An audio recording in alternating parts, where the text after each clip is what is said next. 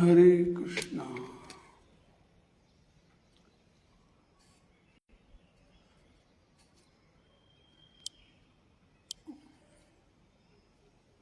ಹರೇ ಕೃಷ್ಣ. ಅದಕ್ಕೆ 46ನೇ ಶ್ಲೋಕ ನೋಡ್ತಾ ಇದ್ವಲ್ಲ, ಭಗವಂತನ ಅವತಾರ ಬಗ್ಗೆ ನಾವು ಕೇಳೋದ್ರಿಂದ ಕರ್ಣ ಕಷಾಯ ಸೋಷಾನ್ ಎಲ್ಲ ಹೊಲಸು ಹೋಗ್ತದೆ. ರೆಗ್ಯುಲರ್ಲಿ ಅದಕ್ಕೆ ರೆಗ್ಯುಲರ್ ಕೇಳ್ತಾ ಇರಬೇಕು. ಯಾವಾಗಾರು ಒಮ್ಮೆ ಕೇಳಿದ್ರೆ ಆಗೋದಿಲ್ಲ. ದಿನನಿತ್ಯ ಮಲಿನೇ ಮೋಚನಂ ಪುಂಸಾಂ ಜಲಸ್ನಾನ ದಿನೇ ದಿನೇ ಸಕೃತ್ ಗೀತಾಮೃತ ಸ್ನಾನ ಸಂಸಾರ ಮಲನಾಶನಂ. ಹೆಂಗೆ ಸ್ನಾನ ದಿವಸ ಮಾಡ್ತೀವಿ, ಅದರಂಗೆ ಭಗವಂತನ ಕಥಾ ರೆಗ್ಯುಲರ್ಲಿ ಕೇಳ್ತಾ ಇದ್ದರೆ ಶಕ್ಯ ಆಗ್ತದೆ. ಆಮೇಲೆ 7ನೇ ಅಧ್ಯಾಯ ಪ್ರಾರಂಭ ಆಗ್ಯದ. ಭೂವರ ದೇವರ ಬಗ್ಗೆ ಅವತಾರ ಬಗ್ಗೆ ಹೇಳಿದರು. ನಂತರ ಸುಯಜ್ಞ ಇಂದ್ರನ ಅವತಾರ ತಗೊಂಡಿದ್ದು, ಕಪಿಲ ದೇವ. ಅದಾದ ನಂತರ ಅತ್ರೇಯ ಋಷಿಗಳ ಮಗನಾಗಿ ಅವತರಿಸಿದ್ದು ದತ್ತಾತ್ರೇಯ. 4 ಕುಮಾರರು, ಸನಕ್, ಸನಾತನ, ಸನತ್ ಮತ್ತು ಸನತ್ ಕುಮಾರ. ಆಮೇಲೆ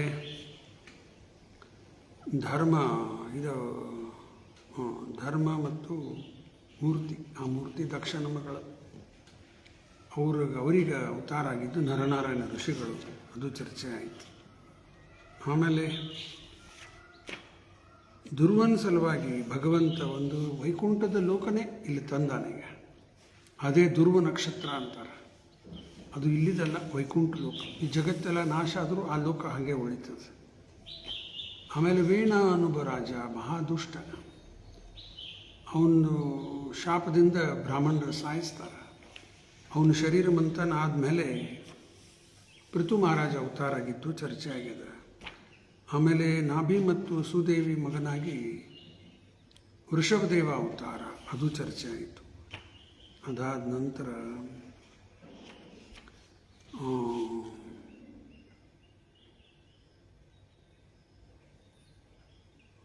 ಹಯಗ್ರೀವ ಅವತಾರ, ಅದು ಚರ್ಚೆ ಆಯಿತು. ಮತ್ಸ್ಯ ಅವತಾರ ಮತ್ತು ಕೂರ್ಮ ಅವತಾರ. ಆಮೇಲೆ ನರಸಿಂಹ ಅವತಾರ ಬಗ್ಗೆಯೂ ಚರ್ಚೆ ಆಯಿತು. ಅದಾದ ನಂತರ ಗಜೇಂದ್ರ ಮೋಕ್ಷದ ಕಥೆ. ಅಲ್ಲೇನು ಭಗವಂತ ಹೆಂಗೆ ಬಂದ, ಗರುಡ ಮೇಲೆ ಕೂತ್ಕೊಂಡು ಮೊಸಳಿನ ಸಾಯಿಸಿ ಗಜೇಂದ್ರ ಮೋಕ್ಷ ಅಂತೆಲ್ಲ ಚರ್ಚೆ ಆಗಿದೆ. ಅದಾದ ನಂತರ ವಾಮನ ಅವತಾರ ಬಗ್ಗೆ ಚರ್ಚೆ ಆಯಿತು. ನಂತರ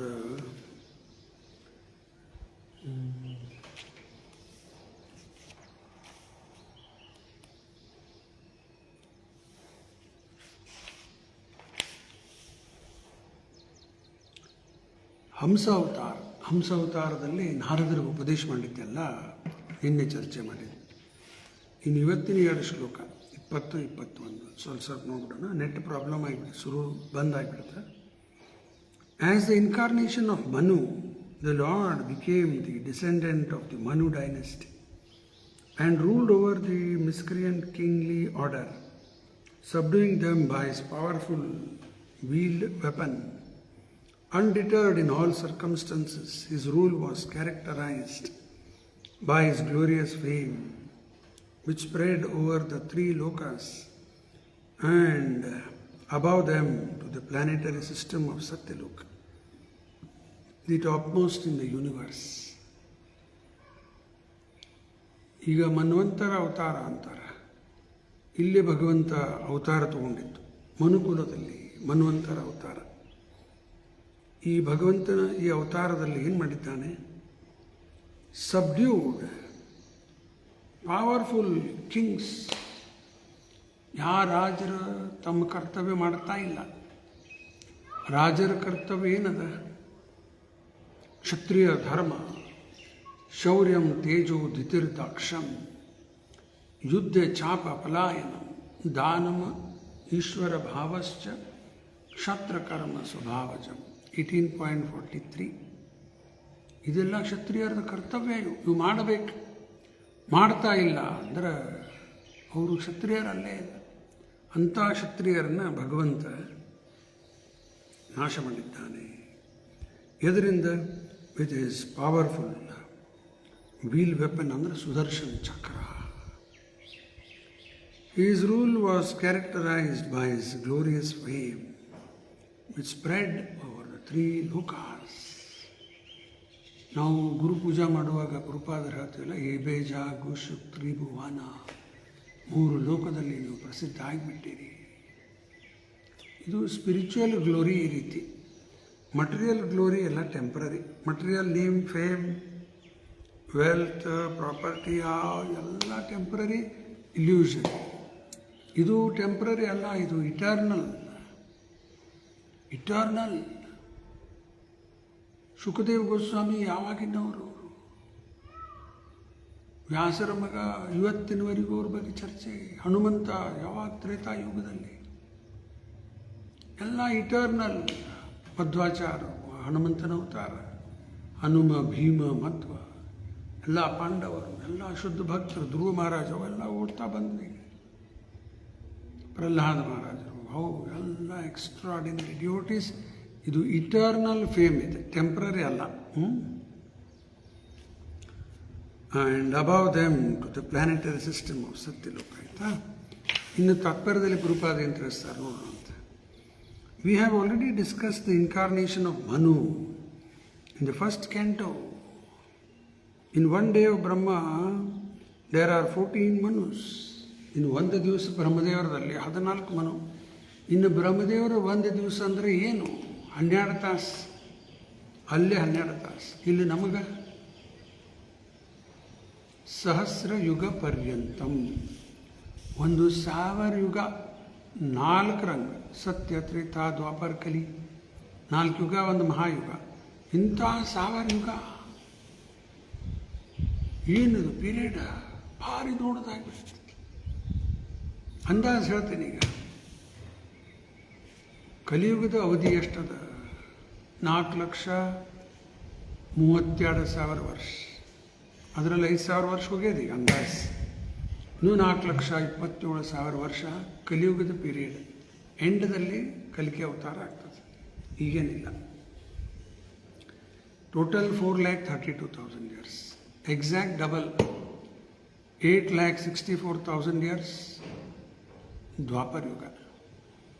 8,64,000 ಈಗ ಮತ್ತೆ 432 ಆ್ಯಡ್ ಮಾಡಿಬಿಡ್ರಿ. 12-13 ಲಕ್ಷ ಹಿಂಗೆ ಅಂದಾಜು ಬರ್ತದೆ ತ್ರೇತಾಯುಗ. ಅದಕ್ಕೆ ಮತ್ತೆ 432 ಆ್ಯಡ್ ಮಾಡಿಬಿಟ್ರೆ 17 ಲಕ್ಷ ಚಿಲ್ಲರೇನೋ ಬರ್ತದೆ ಸತ್ಯುಗ. ಇವೆಲ್ಲ ಕೂಡಿಸ್ರಿ, ಏನು ಪೀರಿಯಡ್ ಇದು? ಇಂಟು 1000. ಬಾ ಬಾ ಬಾ. ಇದು ಬ್ರಹ್ಮದೇವ್ರ 12 ತಾಸು. ಇದು ರಿಲೇಟಿವ್ ಟೈಮ್ ಇದೆ. ನಮ್ಮ ಲೆಕ್ಕಲೇ ಅದು ಹಂಗೆ. ಅವ್ರಿಗಲ್ಲಿ 12 ತಾಸೇ ಅದು. ನಮಗೆಲ್ಲಿ ಹಿಂಗೆ 12 ತಾಸು ಇಲ್ಲಿ ಹೋಗ್ಲಿಕ್ಕತ್ತದ. ಈಗ ಏನು ರೀ ತಡಾನ ಇಲ್ಲ ಹಿಂಗೆ ಅನ್ನೋದ್ರಾಗ ನೋಡ್ರಿ, ಆಗಲೇ ಶುಕ್ರವಾರ ಬಂತು. ಇನ್ನು ಏಕಾದಶಿ ಅಂದ್ರೆ ದ್ವಾದಶಿ ಶುರು ಆಯ್ತು. ಇನ್ನು ನಾಳೆ ತ್ರಯೋದಶಿ, ಚತುರ್ದಶಿ, ಆಮೇಲೆ 11 ಹಂಗೆ ಅನ್ಕೋತ ಮತ್ತೆ ಏಕಾದಶಿ. ಹೆಂಗೆ ನಮಗೆ ದಿವಸ ಹೋಗ್ಲಿಕ್ಕತ್ತಾವ. ಬ್ರಹ್ಮದೇವರಿಗೂ ಹಂಗೆ ಹೋಗ್ತಿರ್ತದೆ. ಇದು ರಿಲೇಟಿವ್ ಟೈಮ್. ಉದಾಹರಣೆ ಕೊಡ್ತೀನಿ.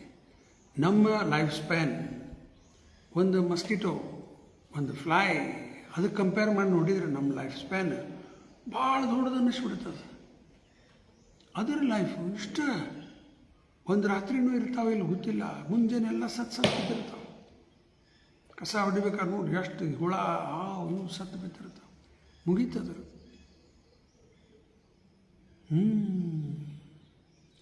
ಅವು ಲೈಫ್ ಸ್ಪ್ಯಾನ್ಲಿ ಕಂಪೇರ್ ನಮ್ದು ಮಾಡಿದರೆ ಭಾಳ ದೊಡ್ಡದು ಅನ್ನಿಸ್ಬಿಡ್ತದೆ. ಅವು ನಮ್ದು ಒಂದು ದಿವಸದಾಗ ಎಷ್ಟು ಸರಿ ಹುಟ್ಸಾಯ್ತಾವ.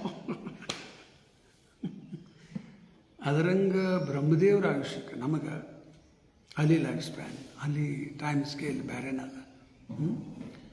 ಇದು ಒಂದು ದಿವಸ ಬ್ರಹ್ಮದೇವರಲ್ಲಿ 14 ಮನು ಆಗ್ತದೆ. ಮನ್ವಂತರ ಅವತಾರ ಅಂತಾರೆ. ಹಿಂದೆ ಕೇಳೇನಿಲ್ಲ. 6 ಥರದ ಭಗವಂತನ ಅವತಾರ. ಒಟ್ಟು ಒಂದು ಫಸ್ಟ್ ಪುರುಷ ಅವತಾರ. ಈಗಾಗಲೇ ಹಿಂದೆ ಚರ್ಚೆ ಆಗ್ಯದ. ಪುರುಷ ಅವತಾರ ಯಾರ್ಯಾರು? ಕಾರಣದಕ್ಷಾಯ ವಿಷ್ಣು, ಗರ್ಭದಕ್ಷಾಯ ವಿಷ್ಣು, ಶಿರೋದಕ್ಷಾಯ ವಿಷ್ಣು ಪುರುಷ ಅವತಾರದಲ್ಲಿ ಬಂದರು. ಅದಾದ ನಂತರ 3 ಗುಣ ಅವತಾರ. ಬ್ರಹ್ಮ ವಿಷ್ಣು ಮಹೇಶ್ವರ, ಸತ್ಯ ಗುಣ, ತಮೋಗುಣ, ರಜಗುಣ. ಆಯ್ತು. ಅದಾದ ನಂತರ ಲೀಲಾವತಾರ ಚರ್ಚೆ ಆಗುತ್ತೆ. ಇಲ್ಲ ಓದಿದಲ್ಲ, ಎಲ್ಲ ಹೆಸರು ಲೀಲಾವತಾರ. ಅದಾದ ನಂತರ ಈಗ ಮನ್ವಂತರ ಅವತಾರ ಬಗ್ಗೆ ಚರ್ಚೆ ನಡೆದ. 4 ಆದ್ವಾ? ಇನ್ನೂ 2 ಯಾವ? ಶಕ್ತಾವೇಶ ಅವತಾರ ಮತ್ತು ಕಡೆಯಲ್ಲಿ ಯುಗ ಅವತಾರ. ಒಟ್ಟ 6 ಥರದ ಅವತಾರ.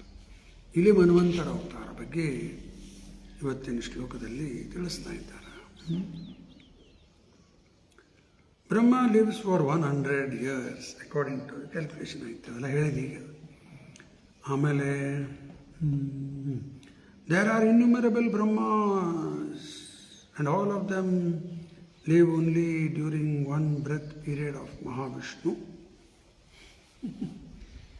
ಬ್ರಹ್ಮದೇವರ ಆಯುಷ್ಯ ಇಷ್ಟು ದೊಡ್ಡದ, ನಮ್ದು 12 ತಾಸು ಮುಗಿದ್ರಾಗ ಅಲ್ಲಿ 1000 ಯುಗ 4 ರಂಗ 12 ತಾಸು, ಮತ್ತು ಅಷ್ಟೇ 12 ತಾಸು ರಾತ್ರಿ. ಇದು 24 ತಾಸು ಆತ ಬ್ರಹ್ಮಲೋಕದಲ್ಲಿ. ಇಂಥ 30 ದಿವಸ 1 ತಿಂಗಳ, 365 ದಿವಸ 1 ವರ್ಷ. ಇಂಥ 100 ವರ್ಷ ಬ್ರಹ್ಮದೇವರ ಆಯುಷ್ಯ. ಇದಿಷ್ಟು ದೊಡ್ಡ ಆಯುಷ್ಯ ಬ್ರಹ್ಮದೇವ್ರದ್ದು 100 ವರ್ಷ ಆಯುಷ್ಯ. ಮಹಾವಿಷ್ಣುಂದು 1 ಉಸಿರು ಇದೆ. 1 ಉಸಿರು ಹೊರಗೆ ಬಿಟ್ಟಾಗ ಇವೆಲ್ಲ ಬ್ರಹ್ಮಾಂಡ ಕ್ರಿಯೇಟ್ ಆಗೋದು, ಅದು ಇದೆಲ್ಲ ಕಾರ್ಯ ನಡೀತದೆ. ಬ್ರಹ್ಮದೇವರು ಇಷ್ಟು ದೀರ್ಘ ಆಯುಷ್ಯ ನಡೀತದೆ. ಮತ್ತು ಕಾರಣದಕ್ಷ ವಿಷ್ಣು ಮತ್ತು ಉಸಿರು ಒಳಗೆ ತಗೊಂಡ ಎಲ್ಲ ಒಳಗೆ ಹೋಗಿ ಸೇರಿಬಿಡ್ತದೆ. ಇದು ಕಾರಣದಕ್ಷ ವಿಷ್ಣು ಯಾರಿದು? ಕಲಾ ವಿಸ್ತಾರದ ವಿಸ್ತಾರ. ಇನ್ನು ಕೃಷ್ಣ ಎಲ್ಲಿದ್ದಾನೆ? ಭಾಳ ಮೇಲಿದ್ದಾನೆ. ಎಷ್ಟು ಮೇಲಿದ್ದಾನ? ಯಾರ ಮೇಲೆ ಮತ್ತೆ ಯಾರಿಲ್ಲೇ ಇಲ್ಲ. ಈಶ್ವರ ಪರಮಕೃಷ್ಣ ಮತಃ ಪರತರಂ ನಾಣ್ಯತ್. ನನ್ನ ಮೇಲೆ ಮತ್ತೆ ಯಾರೂ ಇಲ್ಲ ಅಂತ ಸ್ವಾಮಿ ಕೃಷ್ಣ ಗೀತೆಯಲ್ಲಿ ಹೇಳ್ಬಿಟ್ಟ. ಮತಃ ಪರತರಂ ನಾಣ್ಯತ್ ಕಿಂಚಿದಸ್ತಿ ಧನಂಜಯ ಮಯಿ ಸರ್ವಮಿದಂ ಪ್ರೋತ್ತಂ ಸೂತ್ರೇ ಮಣಿಗಣ ಇವ. There is no truth superior to me, O conqueror of wealth. There is no truth superior to me. Everything is resting on me as pearls are strung on a thread. ಅದಕ್ಕೆ ಇವರು ಕಾರಣದಕ್ಷ ವಿಷ್ಣು ವಿಸ್ತಾರದ ವಿಸ್ತಾರ ಅವ್ರದ್ದೇ ಇಷ್ಟ. ಇನ್ನು ಕೃಷ್ಣಂದು ಏನು ಹೇಳಬೇಕು? ಆಯ್ತಾ? So we can just imagine how the incarnation the supreme lord work all over the material worlds, which comprehend only 1/4 of the total energy of the Supreme Lord. ಇದೆಲ್ಲ ಭೌತಿಕ ಜಗತ್ತಿದ್ದು ನಡೆದದಿಲ್ಲ ಚರ್ಚೆ. ಈ 14 ಮನು, ಬ್ರಹ್ಮದೇವರ ಆಯುಷ್ಯ, ಇದೆಲ್ಲ ಏನಿದೆ? ಭೌತಿಕ ಜಗತ್ತಿದು. ಮತ್ತು ಇನ್ನು ಆಧ್ಯಾತ್ಮಿಕದ್ದ, ಭೌತಿಕದ್ದೇನಿದು? ಏಕಪಾದ ವಿಭೂತಿ. ಹಿಂದೆಲ್ಲ ನೋಡಿವೆ ಅದನ್ನು. ಆಧ್ಯಾತ್ಮಿಕ ಲೋಕ ತ್ರಿಪಾದ ವಿಭೂತಿ. ಅಯ್ಯೋ ದೇವ, ಇದು ಏಕಪಾದ ವಿಭೂತಿನ ತಿಳ್ಕೊಳಕ್ಕೆ ಆಗ್ತಾ ಇಲ್ಲ. ಇನ್ನು ತ್ರಿಪಾದ ವಿಭೂತಿ ಏನದ? ಯಾವುದು ನೋಡ್ಲಿಕ್ಕೆ ಆಗೋದಿಲ್ಲ, ಕೇಳಿ ತಿಳ್ಕೋಬೇಕು. ಎಲ್ಲಿ ಕೇಳಬೇಕಾ? ಶಿಕ್ಷಕಲ್ಲಿ ಕೇಳಿದ್ರೆ ಪ್ರಯೋಜನ ಇಲ್ಲ. ಪರಂಪರ, ಗುರು ಶಿಷ್ಯ ಪರಂಪರ. The Manvantara incarnation chastises all the miscreant rulers of different planets with as much power as that of the Supreme Personality of God, who punishes the miscreants with his wheel weapon. The Manvantara incarnation disseminates the transcendental glories of the Lord. ಈ ಮನ್ವಂತರ ಅವತಾರ ವಿನಾಶಾಯ ಚ ದುಷ್ಕೃತಾ. ಎಲ್ಲ ದುಷ್ಟ ರಾಜರು, ಎಲ್ಲ ಇಡೀ ಬ್ರಹ್ಮಾಂಡದಲ್ಲೇ ಇರೋರು, ಬರೀ ಇಲ್ಲಿ ಈ ಜಗತ್ತಿನಲ್ಲ. ಇದು ಒಂದು ಜಗತ್ತು, ಇದು ಒಂದು ಗ್ರಹ. ಇಂಥ ಎಷ್ಟು ಗ್ರಹಗಳವಲ್ಲ, ಒಂದು ಬ್ರಹ್ಮಾಂಡದಲ್ಲಿ. ಅದಕ್ಕೆ ಮನ್ವಂತರ ಅವತಾರ ಏನು ಮಾಡ್ತಾರೆ, ಎಲ್ಲ ರಾಜರು ಯಾರು ತಮ್ಮ ಕರ್ತವ್ಯ ಮಾಡ್ತಾ ಇಲ್ಲ ಅವ್ರನ್ನ ಸಬ್ಡ್ಯೂ, ನಾಶ ಮಾಡ್ತಾರೆ, ಚೆಸ್ಟೈಸ್, ದಂಡಿಸ್ತಾರೆ. ಹೆಂಗೆ? ಬೈ ದಿ ವೀಲ್ ವೆಪನ್ ಅಂದ್ರೆ ಸುದರ್ಶನ ಚಕ್ರ. ಆಯ್ತಾ? ಇನ್ನು 21 ಒಂದು ಸರ್ ನೋಡ್ಬಿಡೋಣ. ಧನ್ವಂತರಿಶ್ಚ ಭಗವಾನ್ ಸ್ವಯಂ ಏವ ಕೀರ್ತಿ ನಾಮ್ನಾ ನಿರ್ನಾಂ ಪುರುರುಜನ್ ರುಜಾಂ ರುಜ ಆಶುಹಂತಿ ಯಜ್ಞೇ ಚ ಭಾಗಂ ಅಮೃತಾಯುರ್ ಅವಾವರುಂಧ ಆಯುಷ್ಯವೇದಂ ಅನುಶಾಸ್ತ್ಯ ಅವತೀರ್ಯ ಲೋಕೆ. ಮತ್ತು ಅನುವಾದ ಭಾವಾರ್ಥ ಶ್ರೀಲ ಪ್ರಭುಪಾದವರಿಂದ. ಜಯ ಶ್ರೀಲ ಪ್ರಭುಪಾದ. ಇಲ್ಲೇ ಏನು ಹೇಳ್ತಾ ಇದ್ದಾರೆ ಈಗ 21ರಲ್ಲಿ, the lord in his incarnation of Dhanvantari very quickly cures the disease of the ever diseased living entities simply by his fame personified, and only because of him do the demigods achieve long lives. Thus the personality of Godhead becomes ever glorified. He also exacted a share from the sacrifices, and it is he only who inaugurated the medicine science or knowledge of medicine in the universe. ಈ ಧನ್ವಂತರಿ ಅವತಾರ ಆಗಿದ್ದೆ ಯಾವಾಗ? ಸಮುದ್ರ ಮಂಥನ ಆಯಿತು. ಯಾವ ಸಮುದ್ರ ಅದು? ಕ್ಷೀರ ಸಮುದ್ರ, ಹಾಲಿನ ಸಮುದ್ರ. ಎಲ್ಲರ ನೋಡಿರಿ? ಹಾಲಿನ ಸಮುದ್ರ ನೋಡಿಲ್ಲ. ಅದು ಖರೇನೋ ಸುಳ್ಳ? ಎಲ್ಲ ಸುಳ್ಳು ರೀ. ಯಾಕೆ ನೋಡಿಲ್ಲ? ಈ ಅಕಸ್ಮಾತ್ ಈ ಜಗತ್ತಲ್ಲಿ ಸಮುದ್ರ ನೋಡ್ತೀವಿ. ಇಲ್ಲೇ ಗೋಕರ್ಣಕ್ಕೆ ಹೋದ್ರೆ, ಗೋವಾ, ಗೋಕರ್ಣ, ದ್ವಾರಕಾ, ಜಗನ್ನಾಥಪುರಿ, ಉಡುಪಿ, ಮಲ್ಪೆ ಅಲ್ಲೆಲ್ಲ ಹೋದ್ರೂ ಸಮುದ್ರ ನೋಡೇ ನೋಡ್ತೀವಿ. ರಾಮೇಶ್ವರ, ಎಲ್ಲ ಕಡೆ ಸಮುದ್ರದ ಆ ನೀರು ಹೆಂಗದ? ಉಪ್ಪು ನೀರದು, ಎಲ್ಲರಿಗೂ ಗೊತ್ತದ. ಇದು ನಮ್ಮ ಅನುಭವದಲ್ಲಿ ಅದ, ಒಪ್ತೀವಿ. ಯಾವುದು ನಮ್ಮ ಅನುಭವದಲ್ಲಿ ಇಲ್ಲ, ಸುಳ್ಳು. ಈ ಬರೀ ಈ ಜಗತ್ತಿಂದ ಮಾತಾಡ್ತಾ ಇಲ್ಲ, ಇಡೀ ಬ್ರಹ್ಮಾಂಡದಲ್ಲೇ ಒಟ್ಟು 7 ಥರದ ಸಮುದ್ರವ. ಉಪ್ಪಿನ ನೀರು, ಲವಣ ಸಮುದ್ರ, ಸಿಹಿ ನೀರಿನ ಸಮುದ್ರ, ಹಾಲಿಂದು, ಮೊಸರಿಂದು, ತುಪ್ಪ. ತುಪ್ಪದ್ದು 5 ಆಯ್ತು. ಇನ್ಯಾರ್ಡ? ಕಬ್ಬಿನ ಹಾಲು ಮತ್ತು ಲಿಕ್ಕರ್. ಕಬ್ಬಿನ ಹಾಲಿನ ಸಮುದ್ರ. ಛೇ ಛೇ ಛೇ ಛೇ ಛೇ ಛೇ. ಯಾರು ಹಿಂಡವ್ರು ಅದನ್ನು? ಕಬ್ಬು ಸಾಗರ ಆಗೋದಿಲ್ಲ. ನಮ್ಮದು ಕ್ಯಾಲ್ಕುಲೇಷನ್ ಹಿಂಗೆ ಇರ್ತಾವೆ. ಯಾಕಂದ್ರೆ ನಮ್ಮ ಅನುಭವ ಇರೋದು ಇಂಥವಲ್ಲ. ಅದಕ್ಕೆ ಆಗಲೇ ಹೇಳಿದೆ ಪ್ರಾರಂಭದಲ್ಲಿ, ಯಾವುದು ನೋಡ್ಲಿಕ್ಕೆ ಆಗೋದಿಲ್ಲ, ಕೇಳಿ ತಿಳ್ಕೋಬೇಕು. ಅದಕ್ಕೆ ಇದು ಕ್ಷೀರಸಾಗರ ಮಂಥನ ಆಯಿತು. ಒಬ್ಬರ ಕಡೆ ಮಾಡಲಿಕ್ಕೆ ಶಕ್ಕಿಲ್ಲ. ಅಸುರರು ಕೂಡ ಮಾಡಿದ್ರು. ಅದೆಲ್ಲ ಹಿಂದಿನ ಶ್ಲೋಕದಲ್ಲಿ ಚರ್ಚೆ ಮಾಡಿವೆ, ಅಧ್ಯಾಯದಲ್ಲಿ. ಈಗ ಸಮುದ್ರ ಮಂಥನ ಆದಾಗ ಅನೇಕರು ಬಂದರು. ಅದರ ಅನೇಕ ಅವತಾರ. ಐರಾವತ ಬಂತು, ಅದು ಇಂದ್ರನ ಹಾನಿಯಾಗಿಬಿಡುತ್ತೆ. ಆಮೇಲೆ ಆ ವಿಷ ಬಂತು, ಹಾಲಾಹಲ ವಿಷ. ಎಲ್ಲ ರುದ್ರದೇವರು ಪಾನ ಮಾಡಿ ನೀಲಕಂಠ ಆದರು. ಆಮೇಲೆ ಅನೇಕ ಬಂದು ಸುರ, ಲಿಕ್ಕರ್, ವಾದ, ಹೀಗೆಲ್ಲ ಬಂತು. ಲಕ್ಷ್ಮೀನೂ ಪ್ರಕಟ ಆಗಿದ್ದು ಬರ್ತದೆ. ತುಳಸಿ ಪ್ರಕಟ ಆಗಿದ್ದು ಬರ್ತದೆ. ಅಮೃತ ಹಿಡ್ಕೊಂಡು ಧನ್ವಂತರಿ ಬಂದರು ಲಾಸ್ಟ್. ಆ ಧನ್ವಂತರಿ ಅಮೃತ ಕಳಶ ಇಟ್ಕೊಂಡು ಬಂದಾರ, ಅದ್ರ ಸಲುವಾಗಿ ಮಾಡ್ತಾನ. ಆ ಮೋಹಿ ಬಂದು ರಾಕ್ಷಸರು ಅಸುರರೆಲ್ಲ ಬಂದು ಕಸ್ಕೊಂಡು ಹೋಗ್ಬಿಟ್ಟು ನಂತರ ಮೋಹಿನಿ ಮೂರ್ತಿ ಅವತಾರ, ಅದೊಂದು ಬೇರೆ. ಈಗ ಅದರ ಬಗ್ಗೆ ಏನು ಚರ್ಚೆ ಮಾಡೋದಿಲ್ಲ ಭಾಳ. ಈಗ ಧನ್ವಂತರಿ ಅವತಾರ ಆಗಿದ್ದ ಅದೇ ಸಮಯದಲ್ಲಿ. ಈಗ ಆಯುರ್ವೇದ, ಮೆಡಿಕಲ್ ಸೈನ್ಸ್.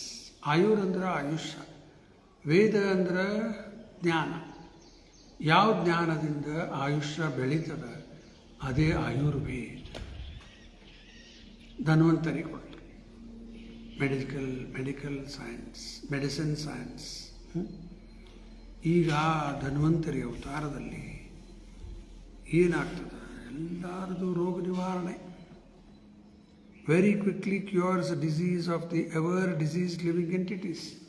ಮೇಲಿಂದ ಮೇಲೆ ಪೀಡಿಸ್ತಿರ್ತದಲ್ಲ, ಆ ರೋಗ ಈ ರೋಗ ಎಲ್ಲ ಕಾಡ್ತಾ ಇರ್ತದೆ. ಆ ಔಷಧಿಯಿಂದ ಗುಣಪಡ್ತದೆ. ಅದಕ್ಕೆ ನಾವು ಔಷಧಿ ತಗೋಬೇಕಾದ್ರೆ ಸಹಿತವಾಗಿ ಇಷ್ಟು ಸ್ಮರಣೆ ಮಾಡಿ ಔಷಧಿ ತಗೋರಿ. ಎಲ್ಲರೂ ಔಷಧಿ ತಗೋತೀವಿ ನಾವು, ಮೆಡಿಸಿನ್. ಔಷಧಿ ತಗೋಬೇಕಾದ್ರೆ ಏನು ಮಾಡಬೇಕು, ಅದನ್ನು ದೇವ್ರಿಗೆ ನೈವೇದ್ಯ ಮಾಡೋಣ. ಔಷಧಿ ಅವನಿಗೇನಿಲ್ಲ, ಅದು ನಮಗದ ಬಿ ಪಿ, ಆ ಪ್ರಾಬ್ಲಮ್, ಥೈರಾಯ್ಡು, ಹಾರ್ಟು, ನಾವು ಗುಳಿಗೆ ತಗೋಬೇಕು. ಆ ದೇವರಿಗೇನೆ ಆಫರ್ ಮಾಡೋದು. ಕೃಷ್ಣಗೆ ಯಾವುದಿಲ್ಲ, ಬಿ ಪಿ ಇಲ್ಲ, ಯಾವುದೂ ಇಲ್ಲ, ನಾವು ಅವನಿಗೆ ಆಫರ್ ಮಾಡೋದಲ್ಲ. ಗುಳಿಗೆ ತಗೋಬೇಕಾದ್ರೆ ಇಷ್ಟು ಚಿಂತನೆ ಮಾಡಿ ತಗೋರಿ. ಏನದು? ಔಷಧಿ ಚಿಂತೇತ್ ವಿಷ್ಣು. ಮೂರೇ ಶಬ್ದ, ಔಷಧಿ ಚಿಂತೇತ್ ವಿಷ್ಣು. ಇಷ್ಟು ಹೇಳಿ ಗುಳಿಗೆ ತೋರಿ. ಆ ಗುಳಿಗೆ ಮಾಡ್ತಾ ಇಲ್ಲ ರೋಗ ನಿವಾರಣೆ, ಅದು ಧನ್ವಂತರಿ ಮಾಡೋದು. ಆ ಔಷಧದಲ್ಲಿ ಗುಣಪಡಿಸುವಂಥ ಒಂದು ಶಕ್ತಿ ಯಾರು ಕೊಟ್ಟರು? ಎಲ್ಲ ಭಗವಂತಂದೇ ಅದು. ಅದಕ್ಕೆ ಆ ಭಗವಂತನ ಸ್ಮರಣೆ ಮಾಡಿ ಔಷಧಿ ತಗೊಂಡು ರೋಗ ನಿವಾರಣೆ ಆಗಲಿ, ಸ್ವಸ್ಥಾಗಿ ಉಳಿಬೇಕು. ಯಾಕೆ? ಇನ್ನೂ ಭಕ್ತಿ ಸೇವೆ ಮಾಡಬೇಕಾಗಿದೆ. ಶಾಸ್ತ್ರ ಇಷ್ಟೆಲ್ಲ ದೊಡ್ಡ ಗ್ರಂಥ ಯಾವಾಗ ಓದೋದಿದ್ದಾನೆ? ಹಿಂಗನ್ನೋದ್ರೆ ಆಯುಷ್ಯನ ಮುಗಿದು ಹೋಗ್ಬಿಡ್ತದೆ. ಯಾವಾಗ ಓದೋದು ಅಲ್ಲ, ಯಾವಾಗ ಅಧ್ಯಯನ ಮಾಡೋದು, ಯಾವಾಗ ಸರಿ ಅರ್ಥ ಮಾಡಿಕೊಳ್ಳೋದು. ಏನು ಮಾನವ ಜನ್ಮ ಹಗಲೆಲ್ಲ ಬರ್ತದೆ? ಇಂಥ ಅವಕಾಶ ಮತ್ತೆ ಸಿಗೋದಿಲ್ಲ. ಸಿಕ್ಕದೀಗ ನಾವು ಅದು ವೇಸ್ಟ್ ಮಾಡ್ಲಿಕ್ಕತ್ತೀವಿ ಭಾಳ ಟೈಮ್. ಬರೀ ನಿದ್ದೆ ಹೊಡೆದು ವೇಸ್ಟ್ ಮಾಡಿಬಿಡ್ತೀವಿ. ಬೇಕು, ನಿದ್ದೆ ಬೇಕು, ಊಟ ಬೇಕು, ಎಲ್ಲ ಬೇಕು.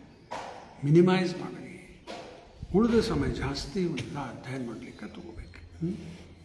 ಅದಕ್ಕೆ ಧನ್ವಂತರಿ ಅವತಾರ ಅವರು ಏನು ಮಾಡ್ತಾರೆ? ರೋಗ ನಿವಾರಣೆ. The Vedas are the source of all knowledge, and thus knowledge in medicine science is also there for the perfect cure of the disease of the living entities. ಆಗಲೇ ಹೇಳಿದೆ, ಅದೇ ಆಯುರ್ವೇದ ಮೆಡಿಸಿನ್ ಎಲ್ಲ ಪರ್ಫೆಕ್ಟ್. ಆ್ಯಕ್ಚುಲಿ ಸತ್ತು ಹೋದವರಿಗೂ ಜೀವ ಕೊಡುವಂಥ ಔಷಧಿ ಅದ.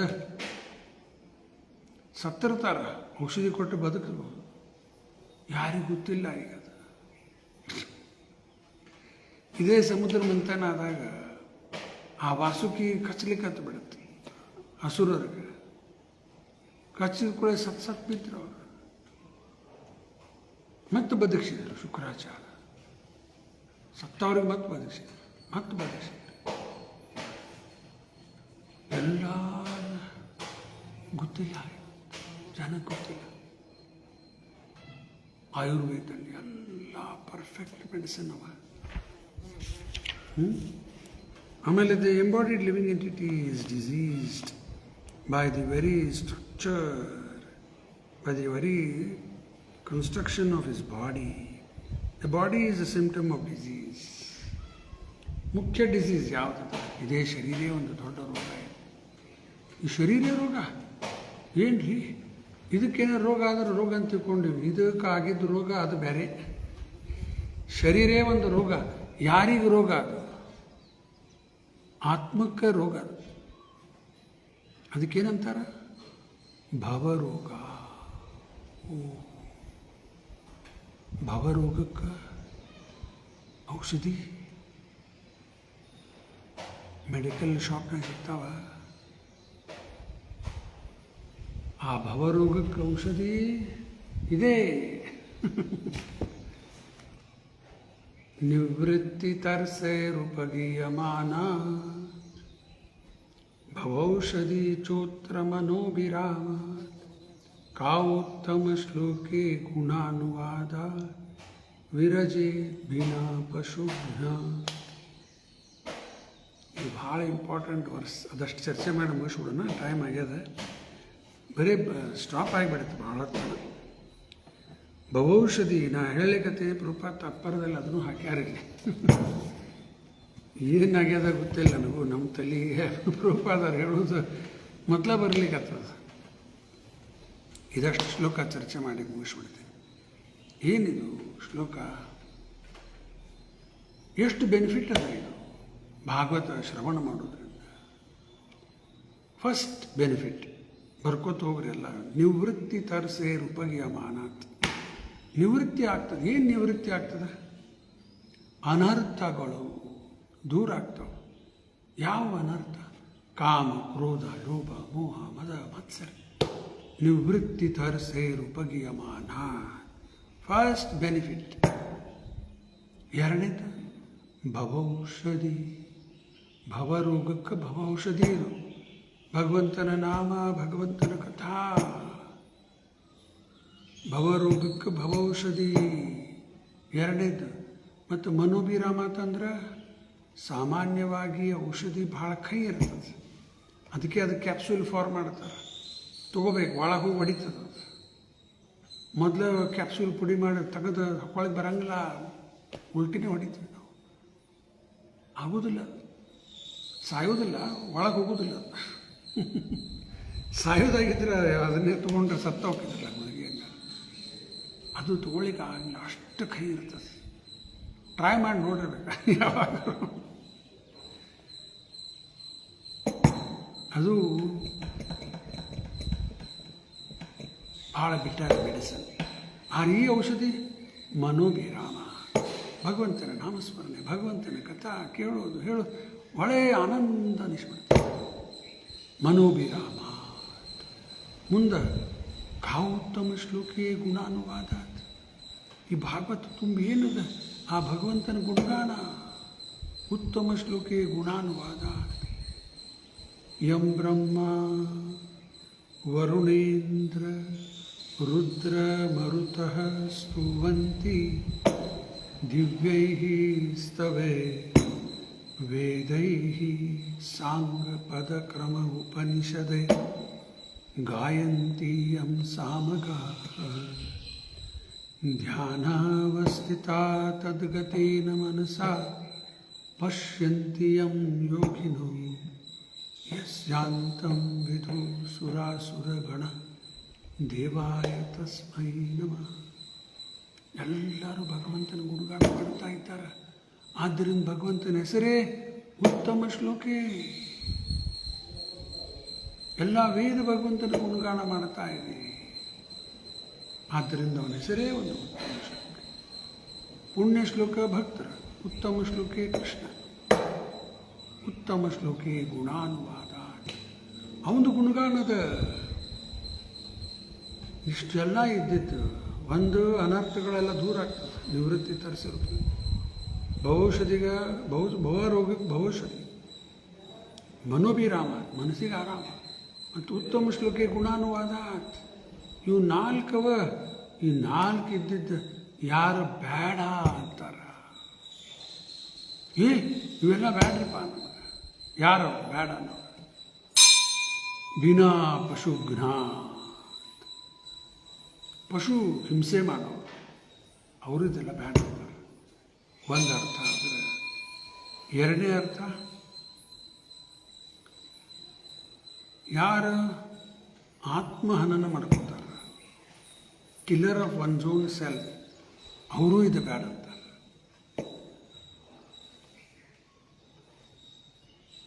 ನೋಡ್ರಿ ಹಿಂಗೆ ಅದಕ್ಕೆ ಬ್ಯಾಡ ಭಾಗವತ ಅಂತಾರೆ. ಎಷ್ಟೋ ಜನಕ್ಕೆ ಮನೆತನ ಹೋಗಿ ಕೊಟ್ಟಿರ್ತಾರೆ ಭಕ್ತರು, ತಂದು ಮತ್ತೆ ವಾಪಸ್ ಇಟ್ಟು ಹೋಗ್ಬಿಡ್ತಾರೆ. ಏನು ಅನ್ಫಾರ್ಚುನೇಟ್. ಮನೆಯಲ್ಲವ ನೋಡುವುದಿಲ್ಲ, ಓದುವುದಿಲ್ಲ, ಕೇಳಕ್ಕೆ ತಯಾರಿಲ್ಲ. ಯಾಕೆ ಇದೆ ಪಶು ಹಿಂಸೆ ಮಾಡ್ತಾ ಇದ್ದಾರೆ, ಅಥವಾ ಕಿಲ್ಲರ್ ಆಫ್ ಒನ್ಸ್ ಒನ್ಸೆಲ್ಫ್. ಇಲ್ಲಿ ಮುಗಿಸೋಣ. ಹಂಗಾರೆ ನಾಳೆ ಮುಂದುವರಿಸೋಣ. ಇವತ್ತು ಸಾಯಂಕಾಲ ರಾಜೇಶ್ ಜೋತ್ವಾನಿ ಅವ್ರ ಮನೆಯಲ್ಲಿ ಕಾರ್ಯಕ್ರಮ. ದಯಮಾಡಿ ಎಲ್ಲರೂ ಬರ್ರಿ ಸರಿಯಾದ ಸಮಯಕ್ಕೆ. ಗ್ರಂಥರಾಜ ಶ್ರೀಮದ್ ಭಾಗವತಂ ಕಿ ಜೈ, ಶ್ರೀಲ ಪ್ರಭುಪಾದ ಕಿ ಜೈ.